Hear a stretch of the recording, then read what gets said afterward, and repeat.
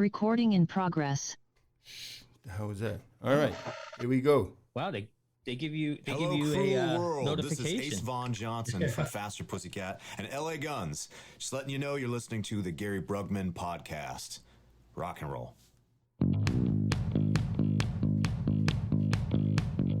Yo, it's your man's Big Daddy RuffNeck. You're tuned into the Gary Brugman podcast. Prepare to be entertained.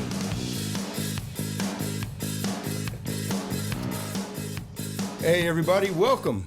It is episode 80 of the Gary Brugman podcast. I know I've been MIA for quite a while. It's been a long year. It's been a hard year, but you know what? We're going to talk all about it, so hold on to something tight because we're going to be banging off them guardrails, so let's get to it.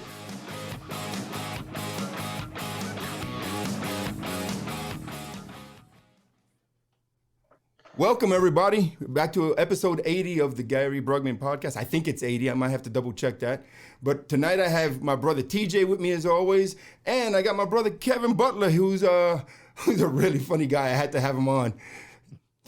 Welcome, homies. How you doing? Doing good. Can't hear you, TJ. Can't hear you. I didn't speak. Oh, okay. I wasn't speaking. I was letting our guest go. You know, I thought I saw you lean in, brother. What the hell? I'm not your whipping post, man. You are. You know, I need to let everybody know up front that I'm still recovering from COVID. I still get tired really quick, so I'm gonna be out of breath here a couple of times. So bear with me. This is episode 80, and I've been off the air for a while. I got my pardon, as everybody knows, and I had to come off the air and handle some business and take care of some stuff. And I know everybody's been hammering me for the podcast, but we're back up. We're back up, and we're gonna be doing at least one a week, maybe more. We'll know what we talk about. But how you guys doing, man? What's up, TJ? TJ as well. Please refer to me as Big Daddy RuffNeck. Come on, this is the podcast now, brother. All right, we're back to the show, bro. Come on, get in the character. I'm working on it. I'm sorry, Big Daddy RuffNeck. Swifty. Nah, bro. I'm well, brother. I'm well. I'm here. You know, we're gonna talk about that here in a little bit about everything happening in our lives because we're gonna do another update and buddy check. How you doing, Kevin? I mean, I know I was with you yesterday. We're making some holes in paper. I'm doing good. We got to go shoot some targets and stuff. We had a good time yesterday. Yeah, dude. Do a little man time. We went through a few hundred rounds yesterday, me and him, man. I remember back in the days when it used to be a few thousand rounds, but with the cost of ammo, we can't do that anymore. No. Ooh, the cost of everything. Sure, please. Sure. Ammo's too expensive. No shit. I remember we used to load up like freaking 10, 20 magazines to the max and just go all out. Now it's like, well, I'm gonna pretend in this mag. I'm only gonna pretend in this mag. I only shoot 5 rounds at a time. 10, 3.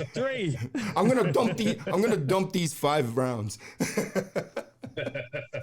All right, hey, before we get started, I need to make this dedication because for some reason I'm really, really good at forgetting the dedication. Not this time. Yeah, this podcast I need to dedicate to somebody special that y'all have seen before. I miss her every day. I go through the motions, and you don't know how many times I pick up my cell phone and say I need to call my mom, but she's not around anymore. For those of you that didn't know. She passed away while I was in the hospital back in August, and I was still on the ventilator when she passed away. We're going to talk about that. But this podcast I'm dedicating to my mom, Hurricane Lydia, as everybody knows her.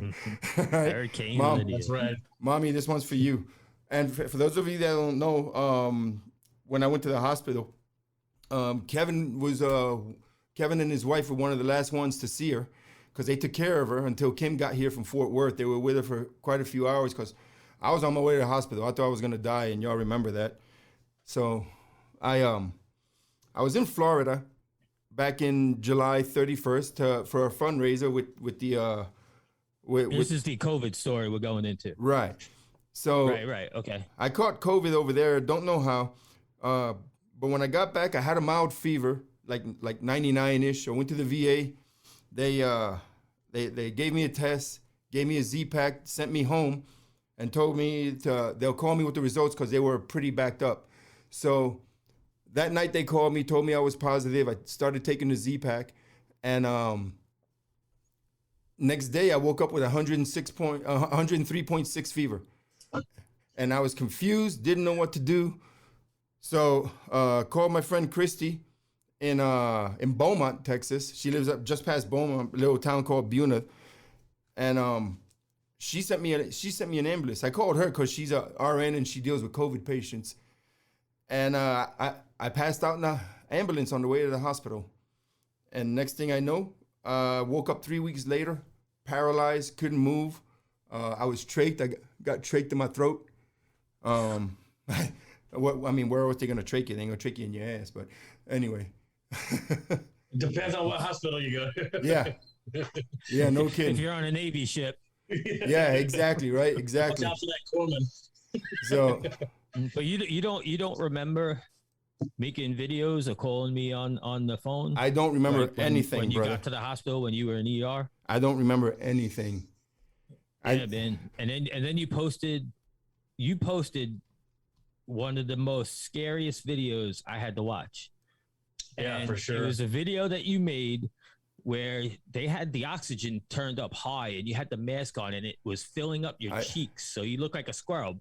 Right. Because the pressure that was getting pushed in. And you're like, they're putting me on a ventilator. I think I'm going to die. And that was it. Yep. He said goodbye in that video too. It scared us. It kind of left everybody like, holy shit. And that's, let me tell you, the networking of people that love you. I know it. And I don't use that word a lot, love. Love is a very strong word for me, so I don't throw it around. The people that loved you came together, and I can't believe all the shit that got done. I know. It's insane. Everybody across the world. I mean, I had people on the other side of the globe praying for me in Germany, in Qatar, in Australia, everybody, man. And everybody just came together, and it was pretty incredible. And not just praying for you, but like whatever needed to get done got done. No questions asked. Like Chris Tanto's foundation reached out and took care of all of Gary's bills and everything like that for him while he was there. Yeah, I mean the 14th Hour Foundation stepped up and took care of everything. You know, my home, my utilities, my truck insurance. They took care of all of my stuff. So, and they go around and they help people like that all the time, man. And you have to respect an organization like that relies on donations rather than governmental grants. Right. You know what I mean? Exactly. Like they do it from the heart. So I'll post a link at the end of the podcast if anybody wants to donate to the 14th Hour Foundation. Dude, they are an incredible organization and they have helped me a lot, man, a lot. And I'm sorry about that. Something was asking me if now they were going to cut my meeting short and I had to fix it. So I thought I took care of everything, but I didn't. But yeah, man. We don't know where we're here. We just got granted unlimited minutes, buddy. Brother, I woke up in the hospital and I was having these daydreams. These massive daydreams that I kept daydreaming that JP hallucinations. I kept dreaming that JP Cervantes. Oh, wait! You didn't tell me we were gonna talk about him. JP Cervantes, dude. Our guy JP Cervantes. I can't. He's like, you ask, I tell. Dude, I was dreaming and I was awake. And I was dreaming that he was ziplining down from a Black Hawk and taking me with him. And we were going to rescue kids in Colombia, Panama, Guatemala. And he had a Black Hawk. And I even remember the pilot's name. The pilot's name was Paloma. Paloma. Yeah. And we were having lunch before we went to rescue these kids. And I had the freaking 40 millimeter white phosphorus grenade launcher. Yeah, and when they didn't want to open or they didn't want to stop, JP gave me a signal and boom, boom, boom. You know, the freaking thumper and that they would just catch white fire and dude, it was insane. And it was so real that I remember asking JP in the dream, and I asked him in real life too, but this was in the dream. I said, is this real or am I imagining this? He goes, check your bank account. So when Kim showed up with my laptop, the first thing I did was check my bank account. Because because I had swore to God I made $40 million. I swore I made $40 million freaking dollars. Damn it, where is that money? JP. That would have been nice to definitely wake up to. Oh my God, imagine. But it was insane, man. And I told him the story, and he was laughing his ass off, man. But it was so real. But dude, I woke up. I couldn't move, and all I could do was move my eyes and maybe nod my head a little bit. And now this isn't a dream. Now this is real life. This is real. I had a freaking trach in my throat. They kept giving me air treatments. I'm looking. I got beeping noises all around me. I'm sounding like Darth Vader as I'm breathing. And I was trying to talk to Kim, but I couldn't move my mouth right, so she couldn't even read my lips what I was trying to say. And I had you couldn't write anything down. I couldn't move my hands. I couldn't move. I couldn't do nothing. I mean, like sometimes she had a sheet with like letters on it, and when she came up and is it on this? I was trying to spell stuff out. All I could do was blink my eyes, you know. But that was so difficult, and I used to get so frustrated that when she couldn't understand what I was saying, I would go like this and just turn my head because I was just pissed off about being a little bitch, you know. I'm done with you. Yeah, but dude, your cheat sheet sucks. Yeah. So, dude, so when they took me to the hospital, I called Kevin and his wife, and I said, I'm going to the hospital. I need you to come take care of my wife. And they showed up here as fast as they could. Your wife? Your wife? When did that happen? His wife. Huh? You called my wife. Oh, I called you guys. Oh, right. No. When you re-listen to this, you listen to what you said. You said, so I need you to go over and take care of my wife. I must be fucked You up. had actually called us the day before, and we kept telling you, do you want us to come over? And you were being stubborn, and you're like, no, like I'll go when I have to. And then by the time it happened and we were trying to come over, the ambulance had already removed you because you talked to your friend, and we were like weirded out because you were gone when we got there because we were on our way. Yeah. So, dude, they sanitized my house, took care of my mom, and whenever I go on trips, I leave my mom with them. And she loved being Kevin and Patty. Being Kevin and Patty, yes. Kevin's lovely wife. So she's sleeping right now. Otherwise, I'd get her. No. Leave her alone. Yeah, I'm gonna leave her alone. So yeah, man. So they came over, took care of my mom. When I leave them over there, you know, the whole time that she'd be there, she'd be like, "Where's Gary? Where's Gary? Where's Gary?" And then when I get there, she'd be like, "Get out of here! I don't want to go with you." You know, I'd be like, "It's time to go home." Patty would call me all day long, be like, "Yeah, she misses you. She wants to see you." And I get there, and freaking Hurricane Lily would be like, "Fuck off! I'm not going with you. I like it here." You know. Well, that one time when you left, I got up to go to work that morning, and she saw me, and then she called me Poppy, and I was like, "I don't think so." She's like, "Poppy, come here, like, come here, Poppy." Kevin's like, "No." Come lay down next to me, Poppy. Dude, but I want to call her all the time. I'm like, I'm gonna call my mom, and I'm like, shit, you know. And it look at the cameras, weirdest things, like that whole thing that you're talking about. Like I had the same thing when my father passed. Like I remember there was something like a movie, The Color of Money, came on, and I remember I went to the movie theater and seen it with my dad when I was younger. And then when that movie came on, like I got this urge, like right after he passed away, I grabbed the phone, and then that thought clicks in your head. And right. They're not there anymore. Right. It's such a weird feeling. I remember that. I had that with when I lost my brother. I was 18 years old, and I lost my oldest brother. And like you said, you think, you know, like, oh shit, oh no, I can't. It's just a hard pill to swallow, man. You know? Yeah. So they took care of her until Kim got here. Kim was here for a week and then took her back to her house in Fort Worth because she could take better care of her up there. And when y'all talking about that video that I made that I don't remember making and all the calls I was making, apparently I also turned over custody to her with the hospice so she can make decisions in an email. And I don't remember that either. But thank God I did, you know?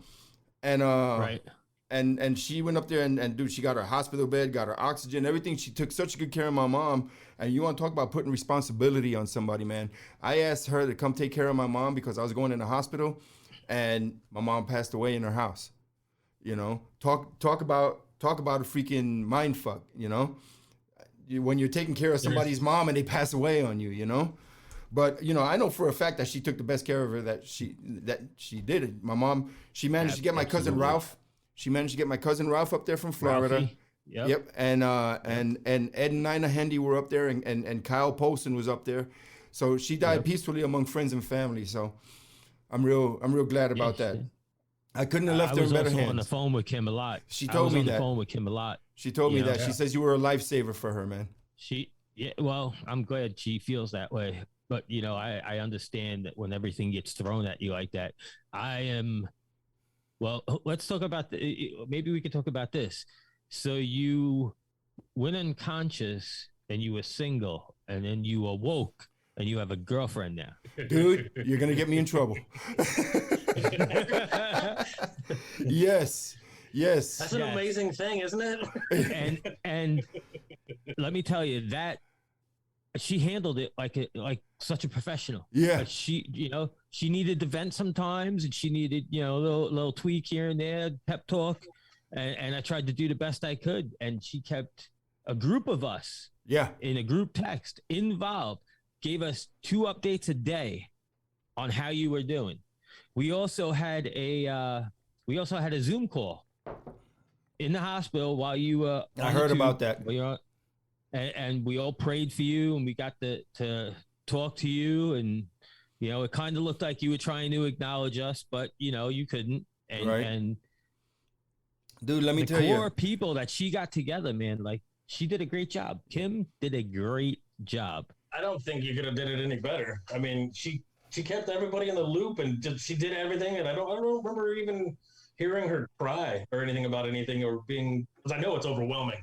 Right. But dude, she literally, like you said, every day kept everybody in the loop, so we all didn't have to ask. Because I stopped, and even Patty did, like trying to reach out so that we didn't overwhelm her with too many questions, right, and all that stuff. And she was there all the time. If you had something you wanted to know about you, it was like, yeah, Gary's doing better, all that stuff. And one thing that she did for me was almost every day she kept a video library of what was going through her mind and what had happened and everything. So when I woke up, she finally showed me, and I still haven't seen them all, but how she was feeling, how she was falling apart, and she told me she talked to you, she talked to DeVito and all that, and it was just an extensive library of videos of every day that I was asleep, well, in a coma, whatever the fuck I was, and sleep. I like that word. Sleep. But yeah, dude. So eventually, I started moving my hands and moving my feet, and eventually they moved me to physical therapy. And let me tell you, the place where I was at was such a great hospital, and everybody there just great. I was actually there today because they called me. One of the physical therapists. I went by there a visit the other day, and I left them some cards, and she called me, and they said they got some patients there that weren't doing good with their recovery or dealing with the whole COVID thing. Oh man. So they asked me to go in and talk to them, and I looked at both these people, and they were in the same. They looked just like me. They had freaking trach in their throat. They were sitting there, lying there, and one guy was a Navy guy, and he didn't want to do PT anymore. He wanted to go from 3 to 2 days. He goes, "No, I'm just too tired." I said, "No, bullshit." I said, "You got to get up and do PT. These people know what they're doing. You got to do it, And you're living proof of how it's and done. that's why they asked me to go, and apparently I'm it went so glad real. you did. I got some good feedback off of it, so apparently it went very well, and here I am, man. I'm still alive, and I had a doctor, bro. I had a doctor from the first because I passed out in the ambulance. They took me to the emergency room, and they put me in ICU, and then the next day or whatever they put me on a ventilator. So the doctor that put me on the ventilator came to visit me at this other hospital that I was at in New Braunfels, where you came to visit me, Kevin. And he patted me on the shoulder, and he says, "I live here in New Braunfels. I heard you were still here, so I wanted to come visit you and tell you, you need to enjoy your new life because you're not supposed to be here." And he told me that. Wow. He told me that when I came in. When I came in, he said that him and his team, of course, they were going to do what they needed to do to save me, right? But he says they looked at each other and they were like 3 or 4 days max with the condition that I was in. Oh, my God. Yeah. Oh, wow, he told you that? Yep. Dang. Me and my team, we gave you about 3 or 4 days max because he told me, I've seen people come in younger than you that are that were originally in better health than you, because I got some COPD and shit, right? That were not in as bad condition as you were when you came in with, COVID and fever, and my oxygen was like at 70 something, So, and they haven't survived. they've lasted less than a week. He goes, so when you came in, we were just like, yep, 3 or 4 days. He goes, but for some reason, you just would not die. You wanted to rip everything out of you in, first couple of days on the vent, which is why we had to paralyze you. Because when they put you on the vent, they put you in a medically induced coma. But after a couple of days, I was rejecting the sedative and the vent. So they had to actually medically paralyze me, which is why I woke up the way with not being able to move. I thought I was gonna be like that forever. I didn't know. They call that atrophy, right? Yeah. But we got through it, and all of us got through it together because I wouldn't have made it without you guys. I felt everybody's prayers. Ed Hendy came to visit me. Kevin and Patty were there all the time, man, coming to visit me, bringing me food. I'd see commercials on TV. I'd be like, dude, bring me a pizza. Dude. that was the thing we'd call and be like, what do you want to eat? Because I know that hospital food sucks. Oh, yeah. Let's talk about the photo session you did for, what is it called? Krispy Kreme? No, we're not going to talk about that. All right? We're not going to talk about that. Daryl did a great job. Daryl's a jerk. All right, Daryl's a jerk, and I couldn't move, and they put the Krispy Kreme hat on me. Okay, all right. That's the best. That's the best time. There's no escape. If he could move, he would have definitely punched somebody in the face. For real. Moving on. Okay, moving on. Hey, hold on. I need a sip of coffee for y'all. I love that cup. Love that cup. Love it. So I need to get me one of those. So TJ, when moving on, when you had your last surgery, when they installed your mangina, right? Yes. I have I don't think we've talked about. We haven't talked about on it the podcast. So I went through a little cancer thing. Well, it wasn't little. Right. I had an aggressive cancer that built up inside my bladder and started going through the wall. So they had to remove my bladder, prostate, and they hooked me up with a mangina. You guys know what a mangina is, right? I know what it is now. I'm looking at one. For those that don't know what a mangina is, I have a urostomy hookup on the side of my stomach. So just to set everybody straight, because I didn't know this till you told me. Everybody always think that it's just called a colostomy bag. Yeah, no, that's for poop. Right. But you said it straight and said it's a urostomy because it's just urostomy. Right. Okay. Just urine. The ostomy is the bag. I could still wipe my own ass. Okay, so thank God for that. No, but which for the record I couldn't do for a long time. I had at least 32 different people wipe my ass while I was in the hospital. So. Hey, I was there at the hospital that one time, and I helped you sit up or something, and you were like, "Yeah, I think I just freaking shit my diaper." Did you wipe his ass, cuz? Kev, you had to wipe. I went and got the guy that does that specifically. I was like, Gary needs you because I think I gotta go. Yeah, I'm going and he needs you. Yeah, it was a rough time. Anyway, continue, brother. I didn't mean to cut you off. So that cancer was very aggressive. It took up 2/3 of my bladder. And we thought we got everything out, they took some lymph nodes out and stuff. But I just had my 3-month checkup a week ago, and they found more cancer in my lungs. I have 2 relatively small, but they're big enough masses in the right lung and 1 in the left. And just absorbing that news and knowing, like, I had the second worst surgery somebody could get. The first surgery is open heart surgery when they crack your breastplate. Right. The second one is organ removal. Right. And they cut through my stomach muscles and everything. From cock to belly button, man. It's crazy. So he said cock. That how I got Don't do that. Reminds me of Puerto Rico. Don't do that. I know you hated that damn bird. Fucking bastards. So just I'm having a hard time absorbing having to go through what I just went through 3 months ago. Dude, but except the difference is this time they found it early. Very early. Yes. Very early. That's good. That's good. Yeah. So we're going to get through this together. Yeah, for real. Appreciate that. I haven't even put a chip in the medical bills from the last one, and now I got another one that's definitely coming. Right. Hopefully it gets in by the end of the year, so I don't have to pay my deductible. No shit. But even still, if it don't, we'll make that happen. It's just, I'm ready to fight. You know me, man. I jump right up. I get in the fight, and I'm not going to let you not fight. So, and it's like, wow, but now your lungs, and with talking about the whole COVID thing now, and like, how is that going to affect me? And your mind is sometimes your worst enemy. It is. It's your greatest asset and your worst enemy. Right. That's for sure. And I remember when you sent me that text, I was like, man, again. But you know what? We're gonna get through it. You sometimes you wonder why is it that this happens to you? Why does this happen to you? Why? You know what? Because you're strong and God believes in you, and He knows you're gonna fight through it because you're gonna put it on in His hands.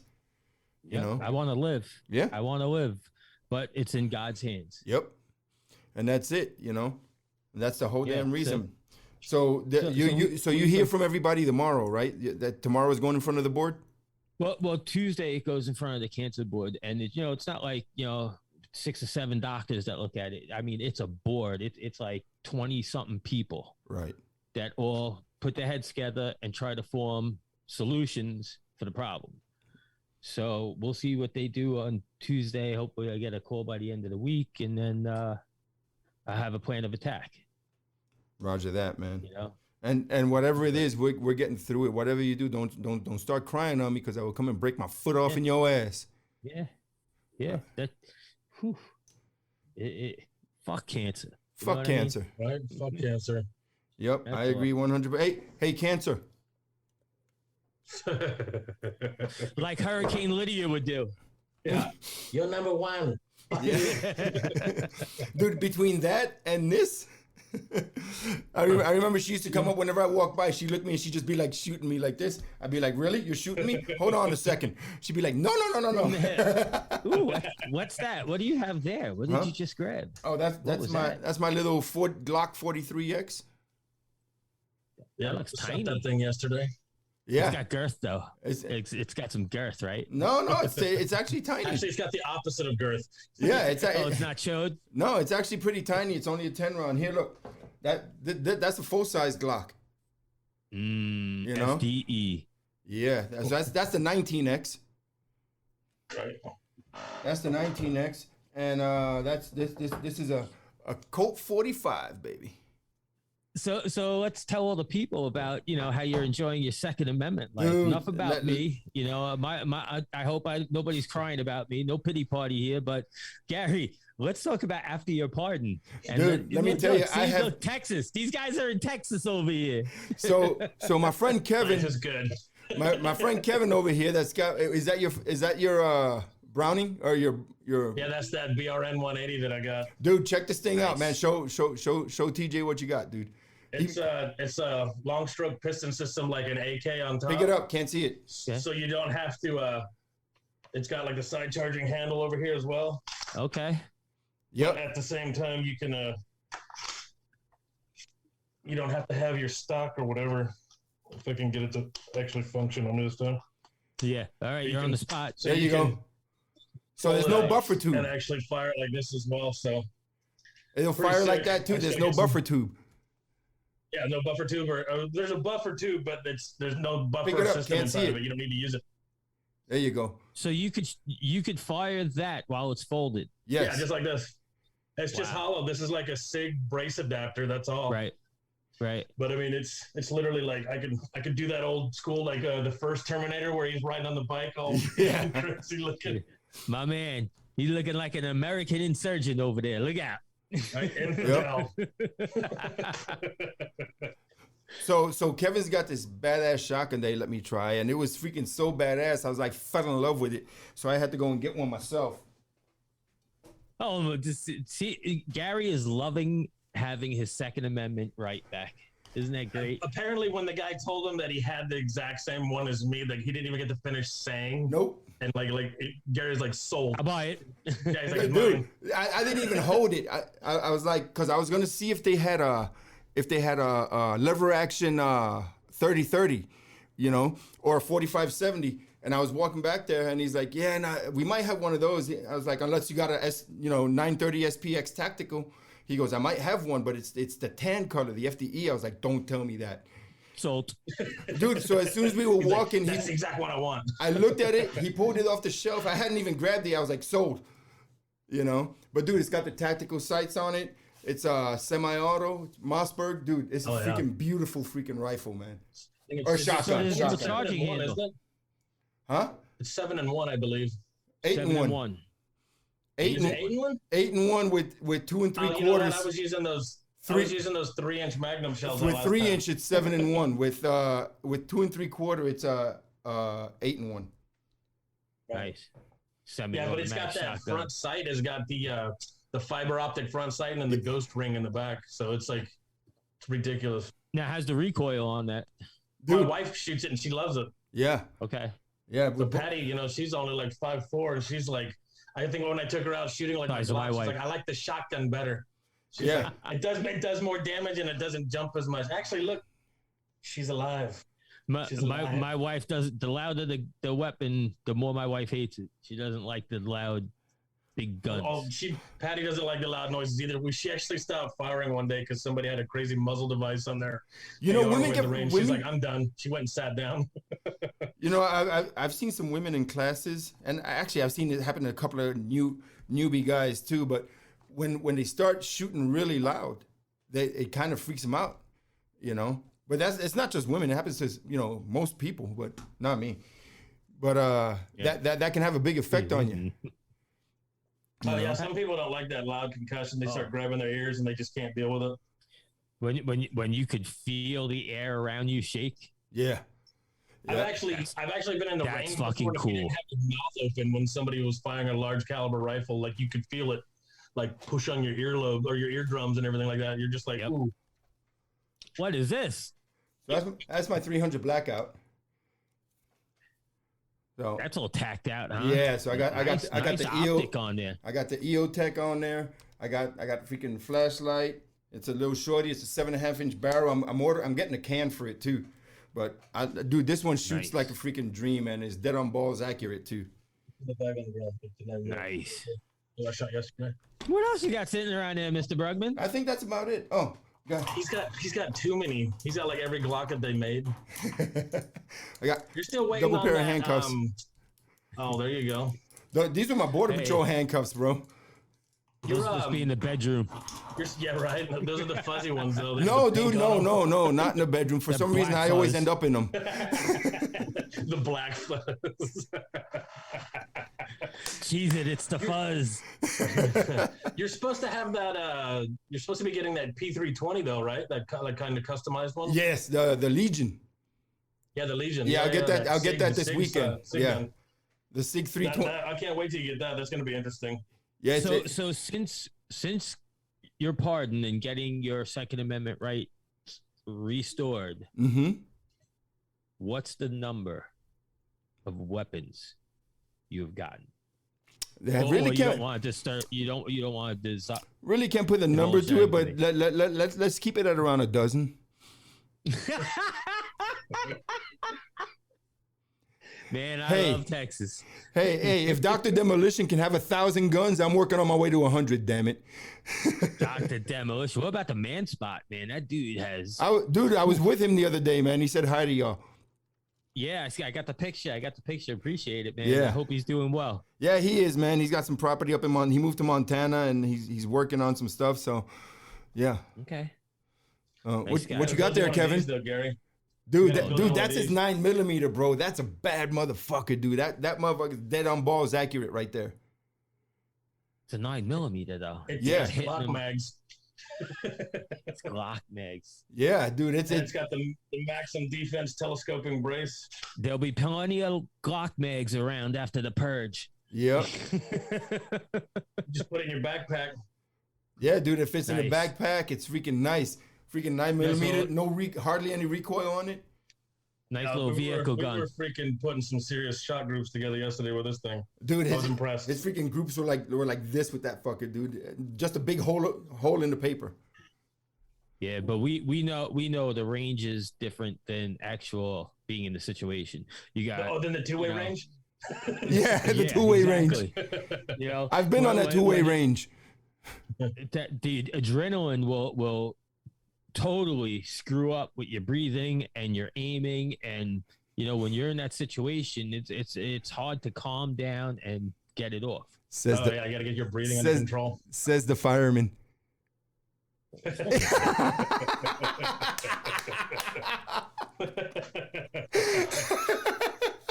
Is that when you're swinging the axe, or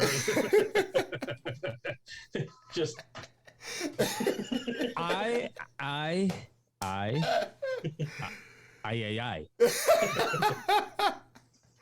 Oh man, hey, real quick, let me throw these out there. These are some books you should. Here we go. Now he's upset. Look at him. Now he's upset. Bring it. Hand-to-hand combat. Come on. I chop you. I'll make mincemeat out of you. Hey, so check it out. This is a book y'all need to read. John 15:13 by my brother John Nicholas Casso, John St. Nick. All right, y'all need to get this book. Read it. Kevin, I have one for you. Okay, nice. But John St. Nick, John Nicholas Casso, I'm going to have him on the show here real soon. All right, so y'all make sure you get this. Too. All right. You get it on Audible too. Yep. It's a great listen on Audible, but I also recommend reading the book afterwards.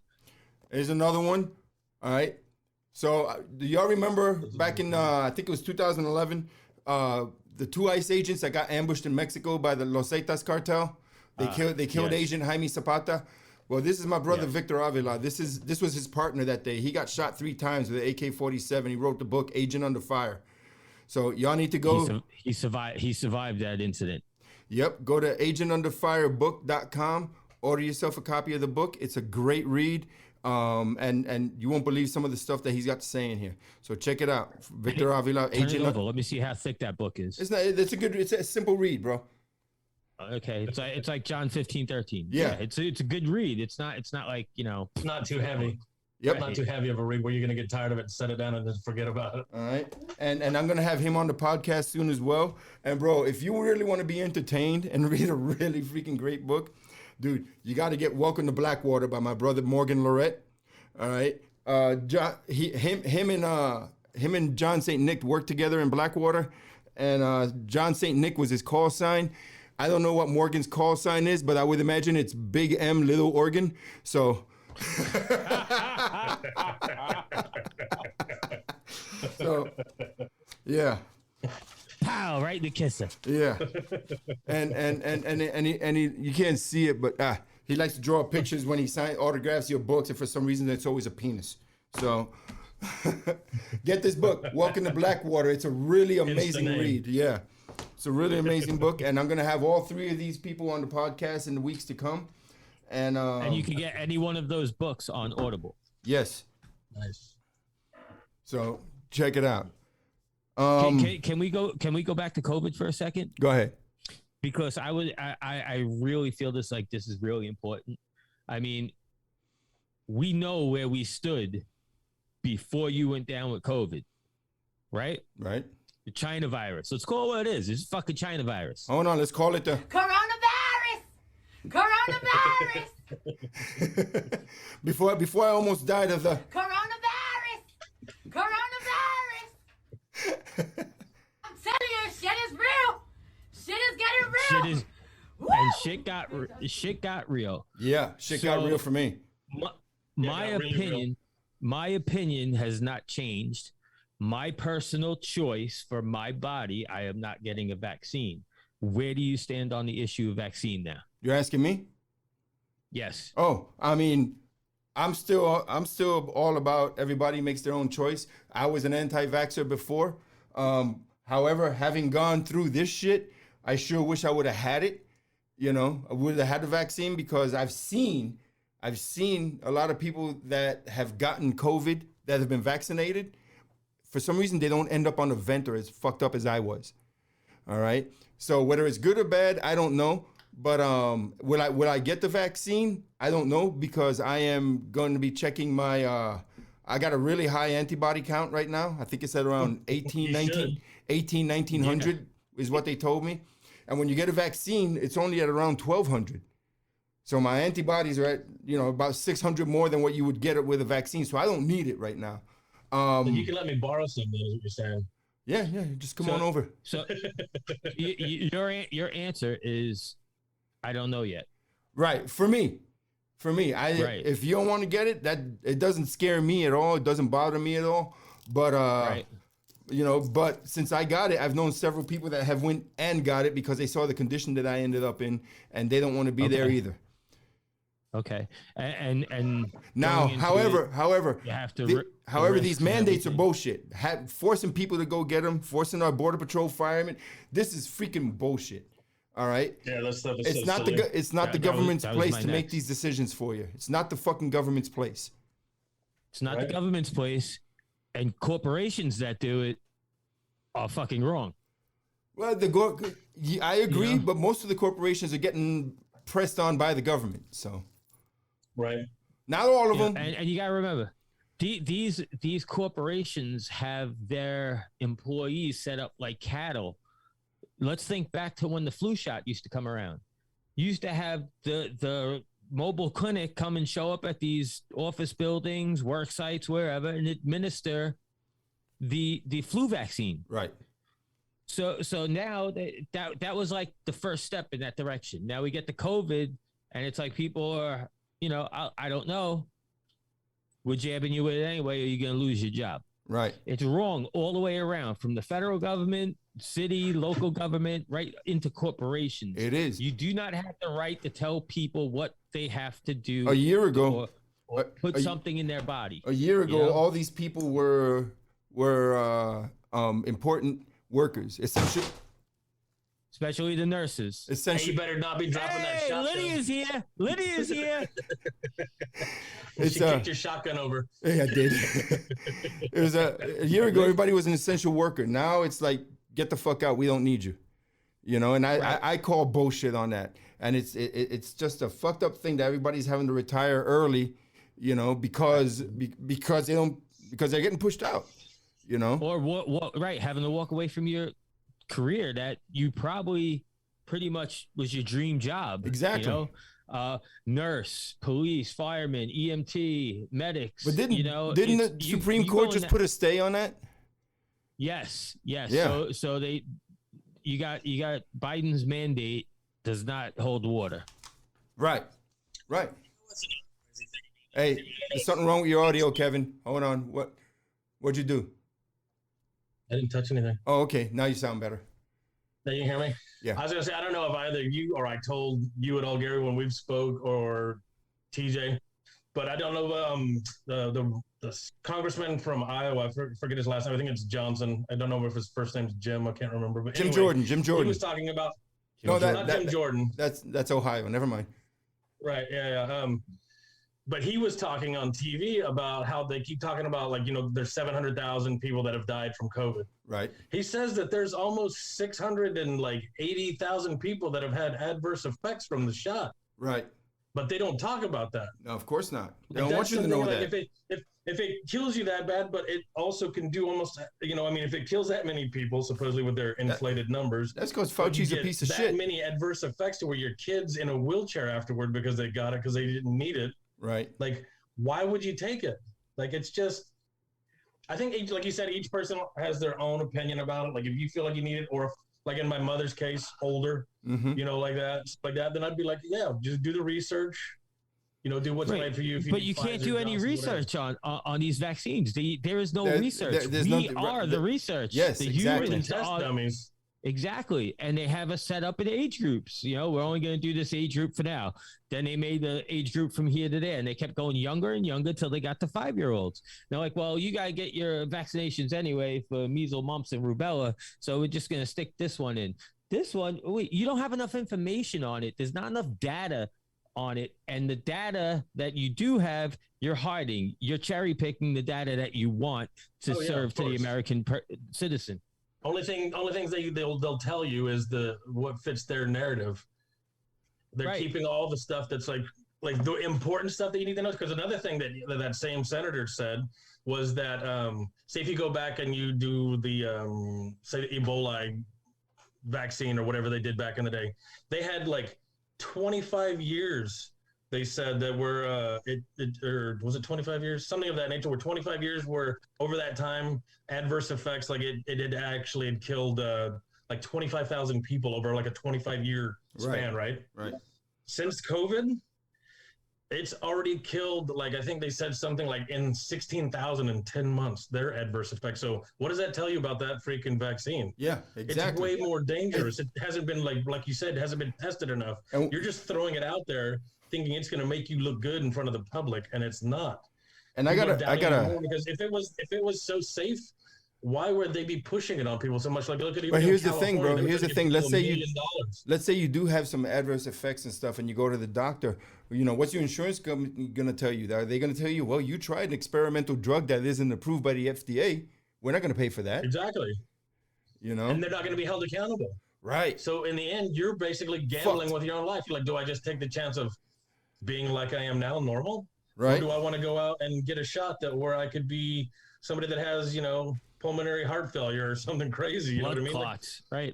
They're having some of those kids in colleges that are getting them, and they're like, a star track athlete, and then all of a sudden it's like they've got crazy lung issues or, stuff on their brain, like blood clots on their brain and everything. But once again, having almost died of COVID, and what I went through, I'm keeping an eye on my antibody count, and if it does go below 1,200, 1,000, I'll probably get the shot. I probably would just to boost you, because you know what? If it's got long-term effects, all right, dude, I'm 55 years old. I got 10, 15 good years left in me, Bullshit. Come on. Hey. No. Don't argue with the host, right? So, dude, 10, 15 good years. I still ain't got a button. You're not getting a button. Coronavirus. Carly's got a button. Is Gary out there giving out misinformation? but if it's got long-term effects, I ain't even worried about it. I'm broken down as it is. So I'll worry about that when the time comes. But what I do know in those good years that I have left, I don't want to get this shit again the way I got it. Right, dude. Because I was paralyzed. I was fucking paralyzed. You remember a bit, like I would maybe reconsider myself if I was in your same situation, because it's like I didn't live through that horrific deal. And no judgment on anybody else. No judgment on anybody else. I don't give a shit. You get it or not. We ain't gonna stop being friends. Or I'm not a freaking germaphobe. I'm gonna be like, oh, get away. You're not vaccinated. I'm not that guy. Right. I'm talking about me. I don't want to end up in the freaking hospital again, because the shit I just went through. Right. I would only wish on my worst enemies. Mm-hmm. I hear you. Because everybody says I wouldn't even wish that on my worst enemies. I don't have many worst enemies, but if they're your enemy, yeah, right. But I'm being real. I only wish it on my worst enemies. That's really real. Yeah, I respect that. So, but yeah, man, it's been a hell of a ride. But real quick, bro, before we sign off here in the next, we're gonna have to do a part 2. Huh? We're gonna have to go with a part 2. Well, we can do it. We can do it again. Tuesday or Wednesday. Let's do it again. But dude, I want to bring somebody up that started this whole downward track for me, and we need to remember K9 Supervisory Border Patrol Agent Dan Cox. All right. Oh damn. Yeah. Dan Cox, man, my one of my best friends. Yep, there you go. He was a K9 Supervisory Border Patrol agent in Tucson, Arizona. He was my man.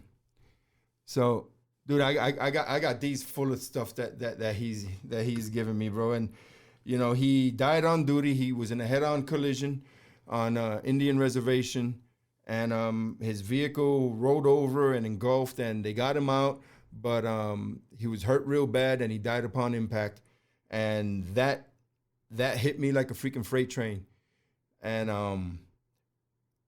And God bless his soul. I miss you every day, brother. I can miss that guy. Dude, I miss him every day. You know, and he's another one that several times I've reached out and picked up the phone to call because I talked to him a couple of days before he passed away, and the day he passed away, we were texting. You know, we were texting because I was on my way to Florida, and me and him worked together in Eagle Pass. I've known the guy for 24 years, and he's not with us anymore, and it killed me, bro. And most of y'all out there know who I'm talking about. He's been on my podcast several times. And you know what? I'm gonna repost his part. I'm gonna bring it back up and repost it. That was a good podcast with him. Yep. Yeah. So I'm gonna repost that. I never got a chance to meet him though, but you did call us and talk to us about it like after. Yeah, man. That happened. It was crazy. His handle on Instagram used to be Dudley Do Right. Yeah, and now it was Kara Sardog.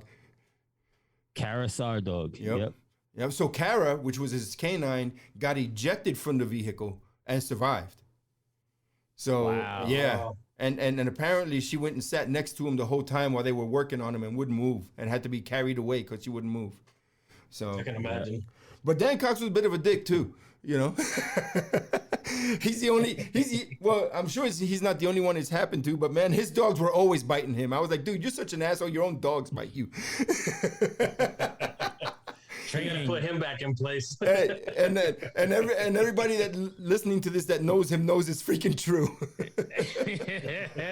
Yeah, but you know what? One thing about him being gone is it's the world's a lonelier place right now, man.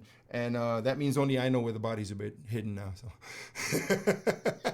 Then there was one. Then there was one. There's still two. There's still two. I know who the other guy is. And now you include me. Eh? But I'll draw you a map. But yeah, but oh, you didn't catch that one? I'm gonna mute your ass here in a minute. You can't. Oh, sorry. But he could have that button. But the world is definitely a lonelier place for me without him, and yes. And he was a huge part of my life and a huge part of a lot of people's lives and we all miss him very, very, very much. I was with him last Thanksgiving, man. It was a really good time, and I miss him. I miss him a lot. But he's with his mom now. Yeah, he's taking care of my mom now, so she's driving him crazy. Sorry, Dan. And his You're mom getting flipped off instead, Dan. Yeah, right. And his mom. Didn't he lose his mom? Yeah, like last year or something. Yep. Yeah. Right. Month before Thanksgiving. You remember that tattoo he got for her? Yes. Right. The Coca-Cola cap. That was a great tattoo. Dude, yeah. So it was funny because last year we were supposed to have Thanksgiving at his mom's house, and she passed away like a month before Thanksgiving. So I told him, I was like, well, leave it to your mom to fuck up Thanksgiving. You know, and he was like, "Oh no, we're still going. She would kick our ass if we didn't do it." So we did. We all went and had Thanksgiving there. Me, him, freaking Nick Demo, and PJ, and my mom, and everybody. We went, and it was a great freaking Thanksgiving. So on my way to Florida this time around, after I found out the news, I was like, "Oh, leave it to fucking Dan to fuck up freaking my Florida trip," you know. But yeah, dude. You gotta know that's the kind of love we used to give each other. Oh yeah. You know? Oh yeah, we ain't sensitive about it, man. Dude, if you fuck up, like in the Border Patrol, if you fucked up and had a situation where people died, you know, it'd be like, yeah, we're going around a term where so and so killed those people. You know, that's how you refer to it. Yeah. I'm up by the bluff where this guy chased those people off the edge. You know. I'm telling you, that's like that first responder / like military personality, that attitude where you just got to bust each other's balls all the time. Otherwise, yeah, pretty much. And like you told Kim the other day, that's how we deal with shit. You know, right? You know, right. So we were talking the other day because, you know, first JP Cervantes was in the hospital, then TJ went into the hospital, then I went into the hospital. Well, no, JP, you, me. And then it was JP, me, and then you. Then I went. Now you're just like JP skipped a turn. You know? Yeah. We were trying to figure that out. Right. Right. Who the fuck do you think Who's he is? next on the rotation? Yeah, exactly. It might be you, Kev. Yeah, tag you're it. Man. Yeah, tag you're it, motherfucker. I don't know, man. If you know people that hang out with us, I don't know if they're going to be subject to the type of weights that we bear. Mr. JP Cervantes did say that his TBI was acting up the other day, though. Dale. JP Cervantes. Great guy, though, man. Great guy. Great attitude. You know, I'm proud to say that I know that man. Yep. You know? He's a good cat, bro. He's a good cat. I fly his patch on the Grom. Nice. As well as the Gary Brugman podcast patch. Nice. That I think it was Dave that set up with Patch Ops. Yeah, Patch Ops made about 100 patches. For you too? Huh? They did one for you too, didn't they? Well, that's what we're talking about. Yeah. That's what we're talking about. Is my patch. Patch Ops made about 100 of them, sold a bunch, and then donated the money to me to help recover. And then they sent me the ones that were left. So I got a few Gary Brugman podcast patches. If y'all are interested in one, shoot me a message on Instagram. I'm at Gary.Brugman, and we'll get one to you. Yeah. And I'll tell you, the high quality patches. Oh, look, I just happen to have one right there. Here. There you go. Look at that. Right. It's a PVC patch. So it's like rubberized. You know, these nice. are great patches. Yep. They can handle the weather very good. Very, very good. And shout out to Dave for linking up with them, because that is a great looking. And thank you to Patch Ops and Tim over there for getting them done, man. That's freaking amazing. And I know they're not easy to make, dude, but look at the quality in that patch, bro.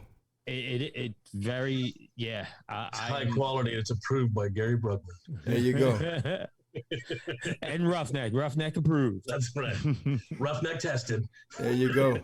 But yeah, I fly those on my Grom. Oh my God. You mean a little, I'm not going to say it. Never mind. I got a little pit bike. You know, dude, so he got that little 125 Grom. He got that little 125 Grom. He says, dude, this thing will go 65 miles an hour. I'm like, dude, I go 65 miles an hour in second gear. I said, you can't ride with me. I can't ride that slow. I'm in the process of teaching my boy. Terry was learning how to ride it, but she's not really interested. But my two sons are, and they're still here with us. So I've been teaching them how to ride, and that's a great beginner's bike to learn how to ride a motorcycle. Mm-hmm. It's a good bike, bro. I mean, I wouldn't be seen on one, but you know, that's just me. Come on, man. You say that everybody says that until they ride it. Yeah, that's what they say about Harleys too. You're right. Yeah. Oh, Harleys. All they do is leak oil. They leaked oil. That's what I said. They leaked oil in the 70s. Okay. I don't know. See, and you see how Gary's breaking my balls, right? Because you know. You got a little 125. Ooh, you know, I could do 60 miles an hour in second gear. So he's busting my balls. What did I tell you about fucking with the host? And I'm going through somewhat of a midlife crisis, and I feel like I could build myself up to ride again. Dude. And I went out, and my wife purchased for me a CB 1000R. Dude, let me tell you something. You bought yourself a freaking Grom. You bought yourself a fucking CB 1000R. That doesn't sound like a midlife crisis. It sounds like a midlife Christmas. Okay? I don't know what the fuck you're talking about.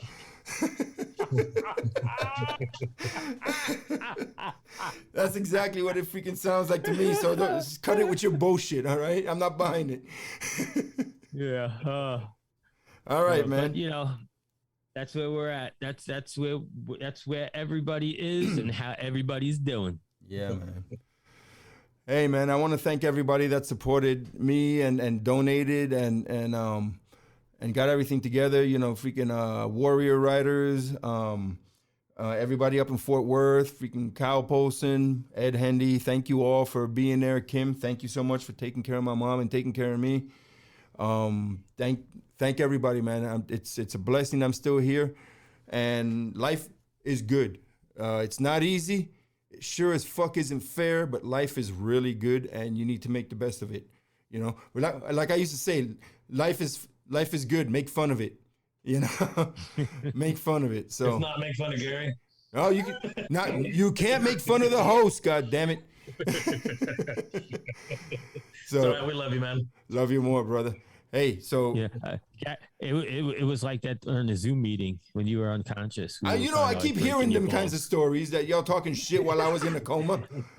Yeah, I'm not gonna say anything more of it, until I see you in person. Yeah, I've heard some of the stories. We kicked in the nuts a couple of times. Right? You know what? Only y'all would make fun of a man while he can't defend himself. Hey, he's in a coma. Let's fuck with him. Like we said, if we ain't giving you tough love, that means we don't like you. I was gonna say if the tables were turned, I'm pretty sure you wouldn't have fucking back down either. Well, but that's not the point right here that we're talking about. You'd have probably flicked my sack personally if you were there. All right. Enough about me. Let's talk about me. What do you like about me? All right, TJ. Well, that concludes this episode of the Gary Brugman podcast. Please like and subscribe on social media. I'm your man's Big Daddy RuffNeck saying stay frosty and always watch your six. Yeah, thanks for spending another hour with us. We know it's been a minute. Podcast is coming back. This is episode 80. Y'all be safe out there. Watch yourselves. Be savage. God bless us. God bless Texas. God, Texas, and honor first. God bless America. Talk to y'all soon. Recording stopped. Recording stopped. Ain't that some That's shit? the first time I heard that.